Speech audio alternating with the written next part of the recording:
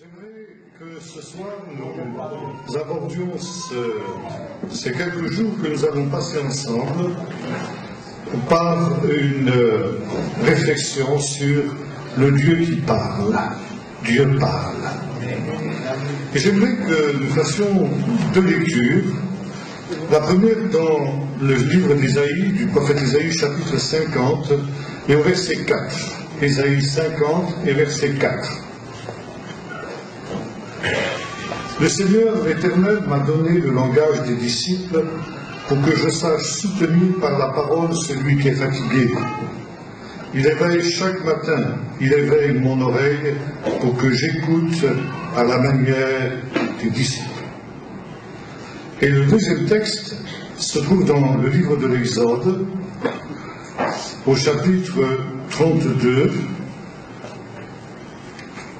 Exode chapitre 32 et verset 1er.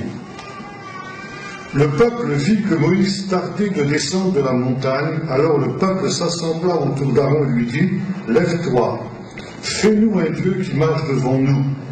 Car ce Moïse, cet homme qui nous a fait sortir du pays d'Égypte, nous ne savons pas ce qui lui est arrivé. » Aaron leur dit, « Défaites les anneaux d'or qui sont aux oreilles de vos femmes et de vos fils et de vos filles, et apportez-les-moi. » Et tous les gens du peuple se défirent des anneaux d'or qui étaient à leurs oreilles, les apportèrent à Aaron. Il reçut l'or de leurs mains, le façonna avec le burin, et fit un veau de métal fondu.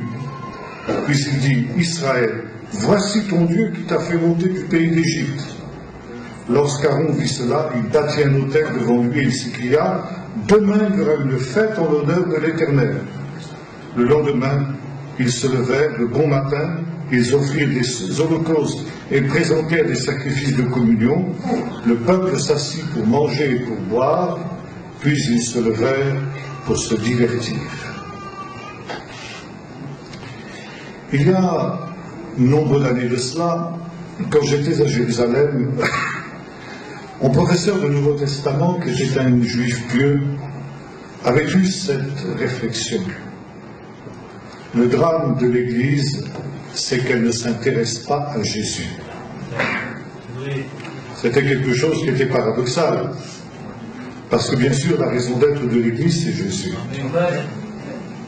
Alors évidemment, les gens réagissaient. Ils disaient, comment est-ce qu'il peut dire une chose pareille?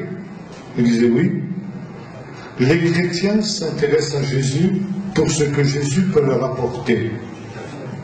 Le salut, la guérison, la solution de leurs problèmes, la bénédiction, le bonheur, la prospérité, la réussite, et j'en passe. Mais ils ne s'intéressent pas à l'enseignement de Jésus pour devenir des disciples. Et Jésus a dit, non pas à ses disciples, à ses apôtres, allez dans le monde entier pour faire des adeptes, pour faire des adhérents, mais il a dit, allez faire de toutes les nations des disciples. Et voilà ici, dans ce texte d'Ésaïe, nous avons la définition de ce qu'est un disciple. Tous les matins, il éveille mon oreille pour que j'écoute comme écoute des disciples. Ce texte concerne Jésus. Jésus était en cela un disciple du Père. Et nous avons à être des disciples de Jésus. Beaucoup de chrétiens sont des adhérents, mais il y a peu qui sont des disciples. Et ce que le Seigneur veut, c'est que nous soyons ses disciples. Et par conséquent, que nous écoutions la parole de Dieu. Dans le peuple d'Israël, il y a une prière que l'on répète 2 fois par jour. Le matin et le soir, le matin quand on se lève et le soir quand on se couche. Cette prière, vous la trouvez dans le livre du Deutéronome, au chapitre 6. Elle dit ceci, « Écoute Israël, l'Éternel ton Dieu est un. » Écoute. Le peuple de Dieu, le peuple d'Israël et par conséquent aussi le peuple de l'Église doit être un peuple qui écoute la parole de Dieu. Et ensuite, j'y reviendrai dans Dieu voulant dimanche prochain. il les a dit, ces commandements que je te prescris aujourd'hui, ils seront dans ton cœur, mais tu les enseigneras à tes enfants. Parce que qu'est-ce que c'est qu'un enfant? C'est un disciple. En hébreu, c'est le même mot. Être un fils, c'est être aussi un disciple. Et Jésus a dit, tout disciple accompli sera comme son maître. Et voilà, justement ici, il est de plus en plus difficile aujourd'hui d'être des disciples. Écoute Israël. Lorsque Dieu a créé l'homme au commencement, il nous a dit que l'homme a été créé à l'image de Dieu. Qu'est-ce que ça veut dire que l'homme a été créé à l'image de Dieu? L'image de Dieu n'est pas dans notre corps. Dieu n'a pas de jambes, de bras, de mains comme j'ai, comme vous avez, parce que Dieu est esprit.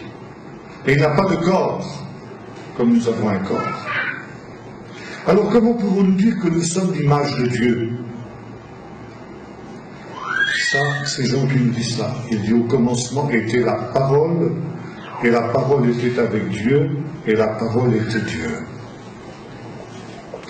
Et l'homme est aussi un être qui parle, parce que Dieu est un être qui parle. Dieu est une parole qui retentit dans les oreilles des hommes. Dieu parle, et l'homme est capable aussi de parler. C'est en cela qu'il est l'image de Dieu. Les animaux ne parlent pas, et ils ne sont pas l'image de Dieu. L'homme parle, mais l'homme est aussi capable d'entendre. Et vous vous souvenez que c'est la première parole, une des premières paroles que Dieu dit à l'homme. Homme ou Adam, c'est la même chose en hébreu. Où es-tu? Dieu appelle. Dieu appelle l'homme. Il appelle l'homme par son nom. Et il nous appelle par notre nom. Et nous devons répondre à l'appel de Dieu. Et c'est un dialogue qui s'instaure. Dieu parle et l'homme répond. Malheureusement, le péché est intervenu. Et il est de plus en plus difficile aujourd'hui d'entendre Dieu, d'écouter la parole de Dieu. Dieu était non seulement un Dieu que l'on pouvait entendre, mais que l'on pouvait voir aussi avant la chute. Et aujourd'hui, il n'est plus possible à l'homme de voir Dieu. S'il voit Dieu, il meurt. Voir Dieu, c'est la mort. Et voilà justement ici ce que est aussi le drame du péché, le drame de l'humanité. Nous lisons ça dans l'épître de Paul aux Romains, au chapitre 1er. Je vous invite à lire ce texte. Romains, chapitre 1er, verset 21. Ces hommes, donc les païens, ils sont inexcusables, puisqu'ayant connu Dieu, ils ne l'ont pas glorifié comme Dieu et ne lui ont pas rendu grâce. Mais ils se sont égarés dans de vains raisonnements et leur cœur sans intelligence a été plongé dans les ténèbres. Se vantant d'être sages, ils sont devenus fous. Et voilà maintenant le texte important. Et ils ont remplacé la gloire du Dieu incorruptible par des images représentant l'homme corruptible, des oiseaux, des quadrupèdes et des reptiles. Ils ont changé la gloire de Dieu en image. Nous avons, en tant qu'être humain, deux sens principaux. La vue, c'est notre sens essentiel. Et l'ouïe, l'oreille. Ce sont nos deux sens principaux. Mais le plus important, nous l'avons vu, c'est la vue. Voir, regarder, c'est très facile. Pour voir, vous n'avez pas d'effort à faire. Pour entendre et pour écouter, il faut un effort. Tout à l'heure, notre frère disait, ici on écoute la parole de Dieu, donc il faut se taire, il faut se recueillir, il faut ouvrir son esprit pour essayer de comprendre la parole qui m'est adressée dans mes oreilles. Et c'est un effort. Tandis que regarder, ça ne demande aucun effort.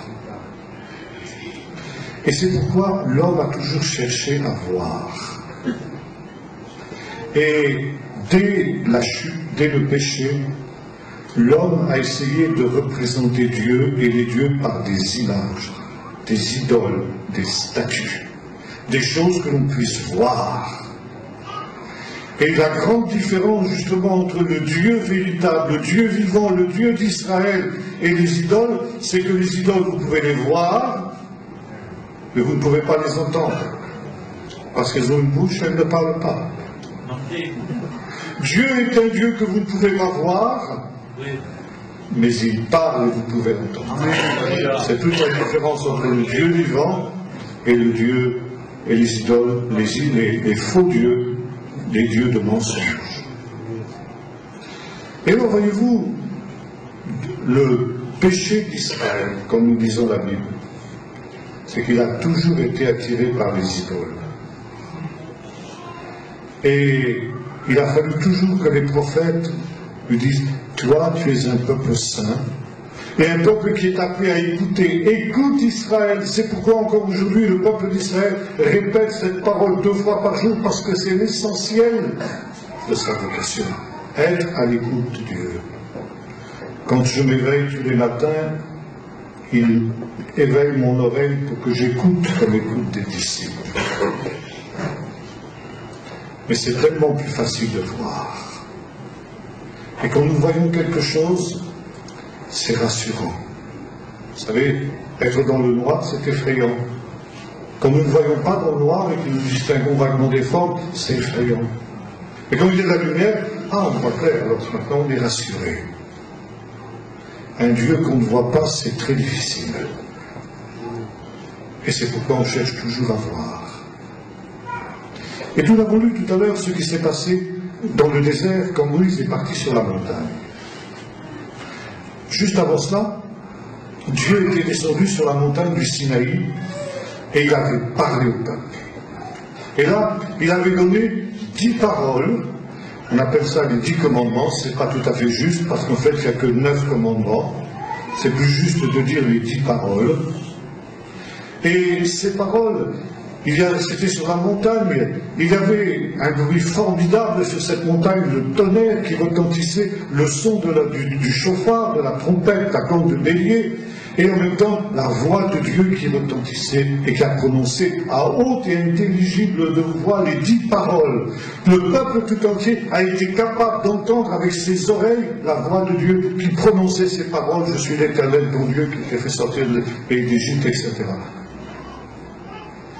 Et après, Dieu dit à Moïse, monte sur la montagne. Et Moïse est resté sur la montagne 40 jours et 40 nuits. Et le peuple s'est impatienté, il dit, qu'est-ce qui est arrivé à Moïse? On ne le voit plus. On est un peu orphelin. Et ce peuple qui savait que ce Dieu était vivant parce qu'il avait entendu dans ses oreilles, dit, Aaron, fais-nous un Dieu qui marche devant nous, qu'on puisse voir, un Dieu qui soit comme le Dieu de toutes les nations. Et Aaron, dans sa faiblesse, au lieu de dire non, vous avez entendu la parole de Dieu, la deuxième des paroles qui disait « Tu ne feras pas d'image, tu ne feras pas de représentation des choses qui sont dans le ciel, des choses qui sont sur la terre et des choses qui sont dans les eaux qui sont plus basses de la terre. Tu ne te prosterneras pas devant elles et tu ne les serviras pas. » On n'a pas le droit de représenter Dieu par des images. Et malgré cette parole que le peuple avait entendue, ils ont dit, fais-nous un Dieu, une image de ce Dieu, un Dieu qui marche devant nous, un Dieu que nous puissions voir, un Dieu que nous puissions toucher, un Dieu qui nous rassure. Et Aaron a accepté. Et il a fait ce veau d'or, et voyez-vous, nous aurons l'occasion d'en reparler demain, il a dit une chose très importante. Voici ton Dieu Israël, celui qui t'a fait sortir du pays d'Égypte. Ça veut dire, ce n'est pas un autre Dieu que le Dieu que vous avez entendu, c'est le même Dieu, c'est celui qui a fait tous les miracles que nous avons connus, mais jusque maintenant vous ne pouviez pas le voir, maintenant vous allez le voir. C'est le même Dieu. Ce veau, c'est ton Dieu. Ils ont changé la gloire de Dieu en image. en représentation. Et ensuite, il dit ceci. Demain, il y aura fête en l'honneur de l'Éternel. Et il nous est dit, le peuple s'assit pour manger et pour boire, et il se levait pour se divertir. Demain, je vous parlerai, nous voulons, de l'église du divertissement. Et nous reviendrons sur ce thème. Ce soir, je voudrais plutôt que nous arrêtions sur justement l'image. Ils ont changé la gloire de Dieu en image. Et ça, nous l'avons vu, c'est quelque chose qui a été la marque du peuple d'Israël dans toute son histoire. Mais nous savons que le christianisme non plus n'y a pas échappé. Et notamment, la religion romaine a multiplié les représentations. Les idoles, les statues, les images, la Vierge à l'enfant, dont on vient de célébrer la fête à Noël, Jésus, la statue de Jésus, qu'on représente toujours avec des cheveux longs, blonds, etc. La Vierge qui est vêtue d'un manteau bleu, et toutes sortes d'images d'Épinal, qui sont des images fausses, des images mensongères, car Jésus n'était pas comme ça. Tu te souviens, il y a un nombre d'années de cela, quand déjà dans la société, dans l'Église, ça commençait à dérailler, il y avait un jeune chrétien qui est arrivé un jour dans son église avec une chevelure jusque-là. Le pasteur lui dit, mais qu'est-ce que tu fais? Qu'est-ce qui est écrit dans la parole de Dieu? C'est une gloire pour la femme d'avoir des cheveux longs, mais c'est une honte pour l'homme d'avoir des cheveux longs. Il me dit, mais je fais comme Jésus. Jésus avait bien les cheveux longs, lui. Le pasteur lui dit, mais tu as vu ça? Il s'est arrêté. Ils ont changé la gloire de Dieu en image. On représente toujours avec Jésus avec des cheveux longs, mais Jésus n'avait pas de cheveux longs. C'est un mensonge. Et voyez-vous, l'image, c'est quelque chose de mensonger. Et je vais y revenir justement dans un instant. Et donc le christianisme a aussi multiplié les images. Et pourquoi a-t-on fait ça? Eh bien justement parce qu'au Moyen-Âge en particulier, beaucoup de gens ne savaient ni lire ni écrire. Et les prêtres ont pensé que c'était plus facile de montrer aux gens des scènes qui représentaient l'Évangile. On appelait ça en latin les libri idiotorum, ça veut dire le livre des simples, des gens simples. Et si vous allez, par exemple, devant des cathédrales, vous verrez des sculptures très belles d'ailleurs en général, qui représentent des scènes de l'Évangile, les 12 apôtres, je ne sais pas, une foule de choses. C'était les gens qui étaient incapables de lire la Bible, au moins qui avaient une petite idée. Ça semblait très sage, humainement parlant. Et puis, on a commencé aussi sur les parvis des cathédrales à faire des pièces de théâtre autour du thème de l'Évangile, parce que les gens n'étaient pas capables de lire la Bible. Alors surtout ce qu'on représentait, c'était deux choses. C'était la naissance de Jésus, et dans beaucoup d'églises, même évangéliques, on continue encore aujourd'hui à faire des représentations aussi de la naissance de Jésus pour Noël, et puis évidemment aussi la mort de Jésus, la passion, la crucifixion de Jésus. Et ça semblait très sage, parce qu'au moins on disait, les gens qui sont incapables de lire la Bible, ils vont au moins avoir une petite connaissance de l'Évangile. Et justement ici, on ne se rendait pas compte qu'on se rendait coupable du même péché que le péché d'Israël. Et voyez-vous, ce n'est pas seulement l'Église chrétienne qui est tombée dans ce même travers, mais c'est notre société tout entière.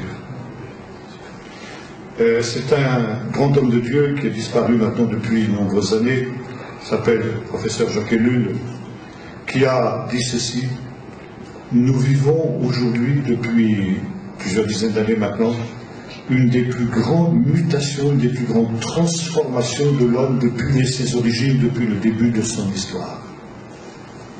L'homme est en train de devenir l'homme des images, Et notre société est en train de devenir la société des images. Nous vivons dans un monde rempli d'images, rempli de représentations. Entrez dans un kiosque de journaux, vous voyez des super journaux avec des photos magnifiques en couleur, pas toujours très édifiantes d'ailleurs, mais voilà, qui sont là et qui vous attirent. Belle photo couleur, ah, faut regarder. Vous avez les images publicitaires. On vous vante la qualité d'un savon ou de l'huile d'olive ou de, je sais pas moi, d'un produit quelconque, avec des superbes images.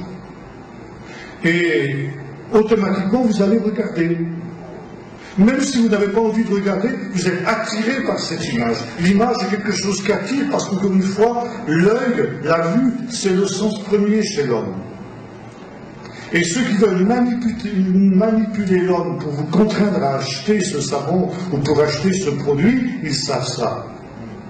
Alors ils vont attirer votre regard, ils vont attirer votre œil. Et puis, vous avez encore même, regardez maintenant avec l'informatique, tout est basé sur ce qu'on appelle les pictogrammes, les petits dessins, n'est-ce pas, qui vous représentent un certain nombre de choses. Cliquez sur cette icône, cliquez sur cette icône, etc., pour que l'ordinateur se mette à fonctionner. C'est l'image, le culte de l'image. Tout est transformé en image. Et vous savez, dans cette société moderne, automatiquement le corollaire de ça, l'homme qui regarde n'écoute plus. Il devient incapable d'écouter et il devient incapable de parler. Et quand l'homme devient incapable de parler, il cesse d'être un homme parce que le propre de l'homme c'est qu'il parle. Et quand l'homme cesse de parler, il cesse de penser. Parce que qu'est-ce que c'est que penser? C'est se parler à soi-même. Quand vous pensez, vous parlez silencieusement dans votre cœur, n'est-ce pas? C'est ça, penser. Et justement, Dieu est un Dieu qui veut que nous pensions. Dieu ne veut pas des automates. Dieu ne veut pas des robots. Dieu ne veut pas faire de nous des ordinateurs. Il veut faire de nous des êtres libres. Et il n'y a pas de liberté si nous sommes incapables de penser et si nous sommes incapables de parler.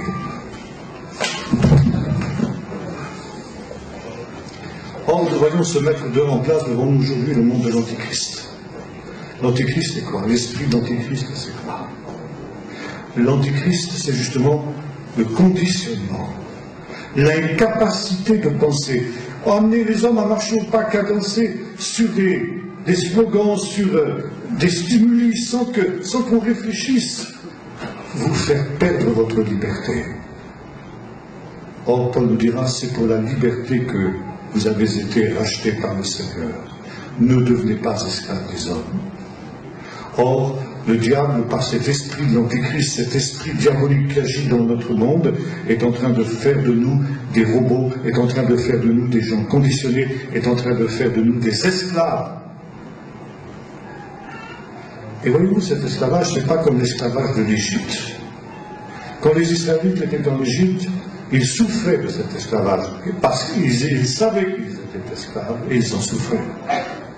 L'homme moderne aujourd'hui est esclave, il ne le sait pas, et il est content de l'être. Et ça, c'est le pire des esclavages. Quand vous ne savez pas que vous êtes esclave, et quand vous aimez votre esclavage, quand vous aimez vos chaînes, votre condition est désespérée. C'est là que le diable veut vous conduire. C'est là que le diable veut conduire tous les hommes aujourd'hui, et il est en train de réussir. Je vais vous raconter une petite histoire, qui est une légende, c'est une histoire pour enfants finalement, chez les enfants ici. Ça va peut-être les intéresser. C'est une histoire, c'est un peu comme une parabole. C'est une histoire qui se passe dans une ville d'Allemagne au Moyen-Âge, vous savez, au moment où il y avait les grandes épidémies de peste. Et les grandes épidémies de peste, elles étaient amenées par des rats. Des rats qui étaient eux-mêmes malades de la peste. Et les rats avaient des puces, les puces piquaient les rats. Et ensuite, les puces allaient sur les hommes, et piquaient les hommes, et elles leur inculquaient le virus de la peste. C'est comme ça que la peste se répandait. Et dans une ville, quand on voyait arriver des rats à moitié morts, comme ça, qui arrivaient par dizaines, par centaines, on savait ce que ça voulait dire. Ça voulait dire que la peste allait éclater dans les jours qui venaient. C'était terrible. Et dans cette ville d'Allemagne, donc, un jour sont arrivés des rats comme ça, qui manifestement étaient malades de la peste. Et on a su que cette ville allait être ravagée par une terrible épidémie de peste. Et le maire de la ville et le conseil municipal a fait passer une grande récompense, je ne sais pas combien de... On comptait en florins à cette époque-là, ce n'était pas des euros, mais c'était pareil. 10 000 florins, je dis n'importe quoi, à celui qui nous débarrassera de ces rats. Et soudain s'est présenté un inconnu. Il a dit, moi je vais vous débarrasser de mes rats, de vos rats. Je dis, comment tu l'as fait? Tu vas voir. Alors on lui dit, vas-y. Et cet homme s'est mis sur la place du village, il a sorti une flûte, et il s'est mis à jouer de la flûte.